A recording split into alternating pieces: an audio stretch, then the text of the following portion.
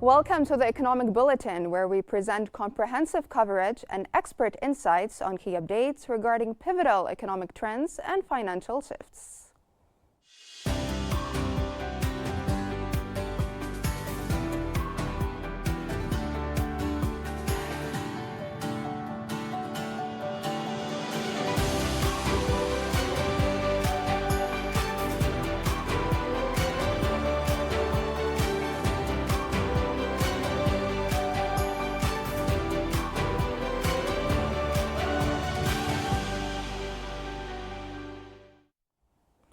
Welcome back. We start with the United States, where the Labor Department announced that consumer prices rose 0.2% in September, slightly more than expected. However, the annual inflation rate eased to 2.4%, the smallest increase since February 2021. The slowdown in inflation could keep the Federal Reserve on track for a potential interest rate cut next month. In August, the annual CPI rose by 2.5%, showing a continued cooling of price pressures.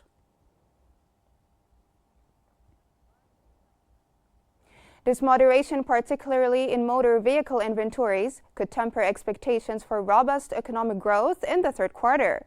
On a year-on-year basis, inventories increased by 0.6% in August. Private inventory investment had contributed significantly to the 3.0% growth rate in the second quarter, though inventories and trade remain volatile components of GDP.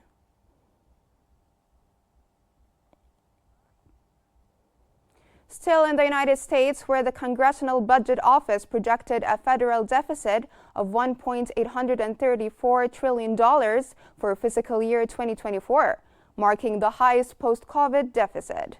This increase is attributed to rising debt, interest costs, and higher spending on Social Security, Medicare, and health insurance tax credits. The 2024 deficit is up 11% from the $1.7 trillion gap in fiscal 2023, though it is slightly below the $1.9 trillion estimate from June. The final budget report from the United States Treasury is expected later this month.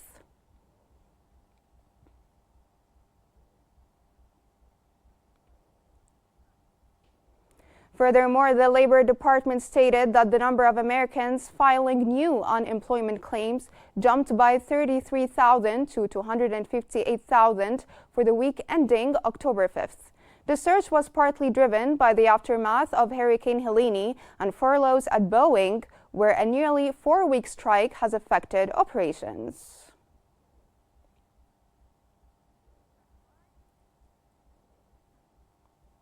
On another note, President Joe Biden announced that his administration will pressure companies to stabilize prices as Hurricane Milton hits Florida.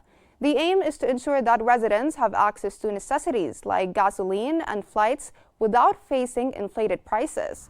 As Hurricane Milton approaches Florida's Gulf Coast, residents have only hours to evacuate or take shelter from the impending storm, which threatens lives with surging storms, high winds, and heavy rainfall. This region is still recovering from the impacts of Hurricane Helene, which struck just 2 weeks ago.